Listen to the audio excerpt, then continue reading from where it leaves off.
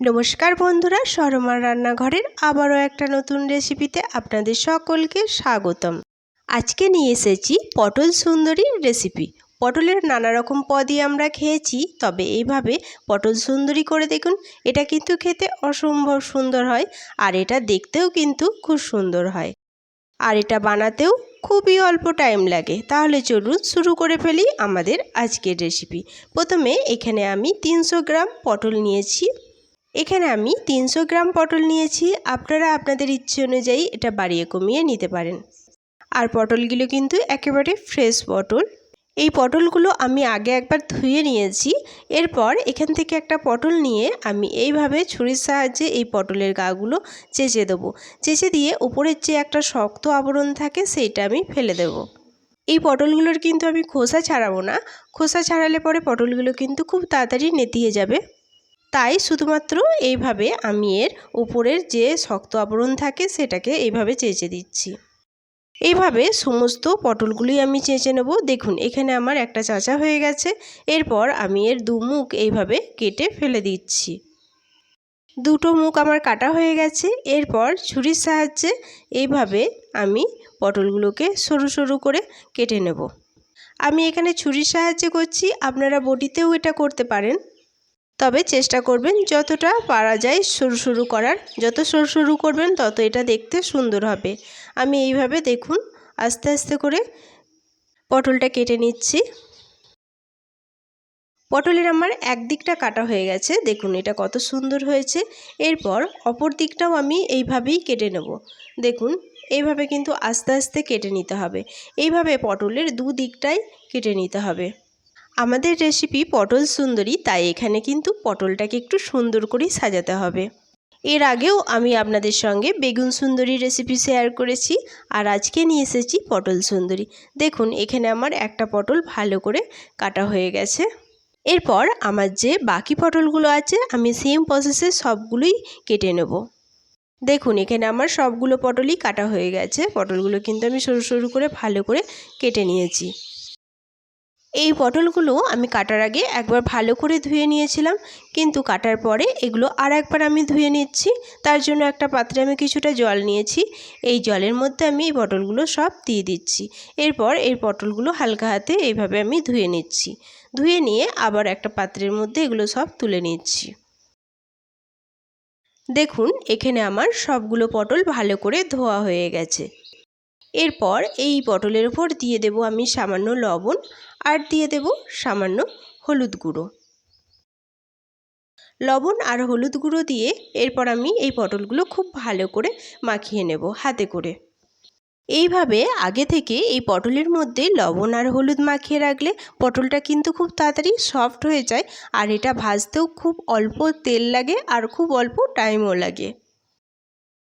লবণ আর হলুদ মাখিয়ে আমি এই পটলগুলো 5 মিনিট রেখে দেব, যাতে এটা একটু নরম হয়ে যায়। দেখুন এখানে আমার মাখানো হয়ে গেছে, এটা আমি 5 মিনিট রেস্টে রেখে দিচ্ছি। এরপর ওভেনে আমি একটা কড়াই বসিয়ে দিয়েছি। কড়াইটা আমি খুব ভালো করে গরম করে নিয়েছি। এরপর এর কড়াইয়ের মধ্যে আমি দিয়ে দিচ্ছি কিছুটা সর্ষের তেল। আমি এখানে সর্ষের তেলের রেসিপিটা করছি, আপনারা যদি চান এখানে সাদা তেলও ইউজ করতে পারেন। তেল দিয়ে তেলটা আমি ভালো করে গরম করে নিয়েছি। এরপরে এর মধ্যে দিয়ে দিচ্ছি কেটে রাখা পটলগুলো। পটলগুলো আমি একটা একটা করে সব দিয়ে দিয়েছি। এরপর আঁচটা মিডিয়ামে করে এই পটলগুলো আমি ভালো করে ভেজে নেব। এই পটলগুলো কিন্তু আমি লাল লাল করে ভেজে নেব, একটা সুন্দর কালার আসা পর্যন্ত। এই পটলগুলোর মধ্যে লবণ হলুদ দেওয়ার ফলে পটলগুলো কিন্তু অনেকটা সফট হয়ে গেছে, আর এই পটলগুলো ভাজতে কিন্তু খুবই অল্প টাইম লাগবে। মোটামুটি মিডিয়াম আছে 2 থেকে 3 মিনিট ভাজলেই দেখবেন পটলগুলোর মধ্যে সুন্দর একটা কালার চলে এসেছে, আর পটলগুলো ভেতর থেকেও খুব ভালোভাবে কুক হয়ে যাবে। দেখুন এখানে মিডিয়াম আছে আমি 2 থেকে 3 মিনিট ভেজে নিয়েছি পটলগুলো। এর মধ্যেই কিন্তু পটলগুলোর মধ্যে সুন্দর একটা কালার চলে এসেছে। আর পটলের মধ্যে একটু খোসা থাকার জন্য পটলটা কিন্তু একেবারে নেতিয়ে যায়নি, সুন্দরভাবে গোটা গোটাই রয়েছে। আমার পটল ভাজা হয়ে গেছে। এরপর আমি এই পটলগুলো তেল ঝরিয়ে তুলে নিচ্ছি একটা পাত্রের মধ্যে। এখানে সবগুলো পটল আমার তোলা হয়ে গেছে। এরপর এই তেলের মধ্যে আমি ফোড়ন দিচ্ছি গোটা গরম মশলা, তেজপাতা, আর দিচ্ছি সামান্য একটু গোটা জিরে। ফোড়ন দিয়ে এই ফোড়নটা আমি খুব ভালো করে ভেজে নেব। আঁচটা লোতে রেখে কিছু সেকেন্ড আমি এই ফোড়নটা ভেজে নিয়েছি। ফোড়ন থেকে একটা সুন্দর গন্ধ উঠে গেছে। এরপর আমি এর মধ্যে দিয়ে দিচ্ছি একটা মিডিয়াম সাইজের পেঁয়াজ আমি পেস্ট করে রেখেছিলাম, সেই পেঁয়াজের পেস্টটা। পেঁয়াজের পেস্ট দিয়ে এটা একটু ভেজে নেব আমি। পেঁয়াজের যে একটা কাঁচা গন্ধ থাকে সেই কাঁচা গন্ধ কেটে যাওয়া পর্যন্ত এই পেঁয়াজটা আমি ভেজে নেব। লো আঁচে কিছু সেকেন্ড আমি এই পেঁয়াজটা ভেজে নিয়েছি। পেঁয়াজের কাঁচা গন্ধ কেটে গেছে। এরপরের মধ্যে আমি অ্যাড করে দিচ্ছি 1 চামচ আদা রসুনের পেস্ট একসঙ্গে। আদা রসুনের পেস্ট দিয়ে এটাকেও আমি একটু ভেজে নেব এর কাঁচা গন্ধ কেটে যাওয়া পর্যন্ত। সামনেই জামাই ষষ্ঠী, আর এই ষষ্ঠীতে এই পটল সুন্দরীর পদটা আপনারা রাখতে পারেন। এটা কিন্তু অসম্ভব সুন্দর খেতে হয়, আর এটা দেখতেও হয় কিন্তু খুব সুন্দর। দেখুন এখানে কথায় কথায় আমার আদা রসুন পেঁয়াজ সব ভালো করে ভাজা হয়ে গেছে। এরপর আমি এর মধ্যে অ্যাড করে দিচ্ছি সামান্য হলুদের গুঁড়ো, সামান্য একটু জিরের গুঁড়ো, আর দিচ্ছি কাশ্মীরি লঙ্কার গুঁড়ো, আর একটু ঝাল লঙ্কার গুঁড়ো, আর একটা টমেটো আমি পেস্ট করে রেখেছিলাম সেটাও এর মধ্যে দিয়ে দিলাম।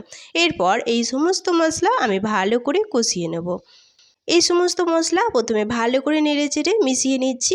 মেশানো হয়ে গেলে এর মধ্যে অ্যাড করে দিচ্ছি স্বাদ মতো লবণ। লবণ দিয়ে এই মশলাটা এরপর আমি কষিয়ে নেব।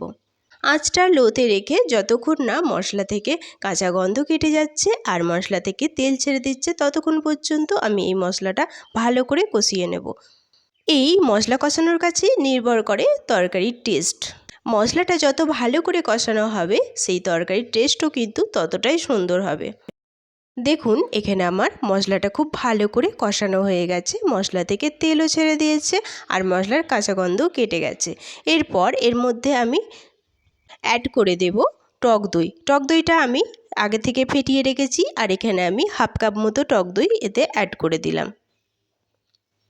টক দই দিয়ে ভালো করে নেড়েচেড়ে মিশিয়ে নেব। মিশিয়ে নিয়ে এটা আমি ভালো করে কষিয়ে নেব যতক্ষণ না মশলা থেকে তেল ছেড়ে দিচ্ছে।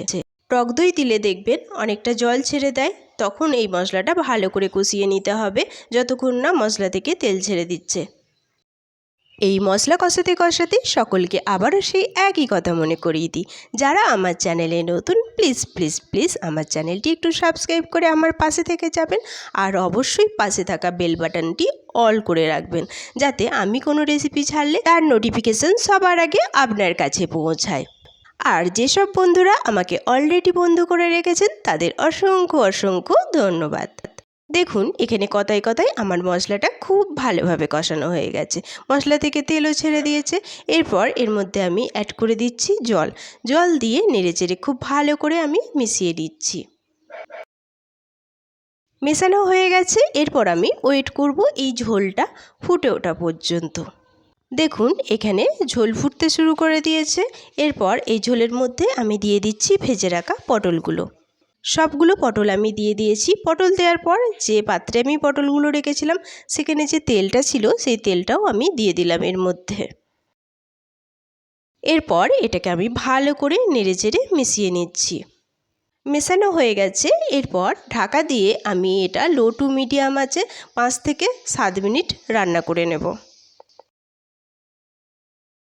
ফিরে আসছি 7 মিনিট পর, ঢাকা খুলে দেখিয়ে দিচ্ছি। দেখুন গ্রেভি অনেকটা পুরো হয়ে গেছে আর পটলগুলো খুব ভালোভাবে সিদ্ধ হয়ে গেছে, আর তরকারি থেকে তেলও ছেড়ে দিয়েছে। এরপর এর ওপর দিয়ে আমি দিয়ে দিচ্ছি সামান্য গরম মশলা, আর দিয়ে দিচ্ছি সামান্য একটু চিনি। যেহেতু টক দই আছে তাই স্বাদটা ব্যালেন্স রাখার জন্য সামান্য একটু চিনি দিয়ে দিতে হবে। এরপর এই সমস্ত উপকরণ আমি নেড়েচেড়ে খুব ভালো করে মিশিয়ে নিচ্ছি। এই পটল সুন্দরী রেসিপিতে কিন্তু বেশি ঝোল থাকলে ভালো লাগবে না, একটু মাখো মাখো করতে হবে। দেখুন আমি যেরকম রেখেছি গ্রেভি, এরকম গ্রেভি রাখতে হবে। এটা ঠান্ডা হয়ে যাওয়ার পর আর একটুখানি কিন্তু এটা পুরু হয়ে যাবে। আমার এখানে পটল সুন্দরী একেবারে রেডি হয়ে গেছে। এরপর গ্যাসের ফ্লেমটা আমি অফ করে দিচ্ছি। অফ করে এটা আমি ওভেন থেকে নামিয়ে নিচ্ছি। এরপর পরিবেশনের পালা। তার জন্য আমি এখানে একটা প্লেট নিয়ে নিয়েছি। এই প্লেটের মধ্যে আমি এই পটল সুন্দরীটা এবার পরিবেশন করে নিচ্ছি। দেখুন এই পটল সুন্দরীটা দেখতে কত সুন্দর হয়েছে, এর কালারটাও কিন্তু খুব সুন্দর হয়েছে। দেখুন হয়ে গেল না পটল একেবারে সুন্দর। গরম ভাতের সাথে এই পটল সুন্দরী থাকলে কিন্তু নিমেষে 1 থালা ভাত খাওয়া হয়ে যাবে। আর এটা শুধু ভাত নয়, রুটি পরোটা বা নানের সঙ্গেও আপনারা পরিবেশন করতে পারেন। দেখুন এখানে আমার পটল সুন্দরী পরিবেশনের জন্য একেবারে প্রস্তুত। আপনাদের কাছে অনুরোধ রইল এই রেসিপিটি অবশ্যই একবার বাড়িতে ট্রাই করে দেখুন। এটা কিন্তু খেতে দুর্দান্ত হয়, আর না খেলে পরে কিন্তু আফসোস করতে হবে। আর আমার রেসিপিটি কেমন লাগলো তা অবশ্যই কমেন্টে জানানোর অনুরোধ রইল। আজ এই পর্যন্তই, দেখা হবে আবারও একটা নতুন রেসিপি নিয়ে। ততক্ষণ সবাই সুস্থ থাকবেন, ভালো থাকবেন। সকলকে অনেক অনেক অনেক ধন্যবাদ।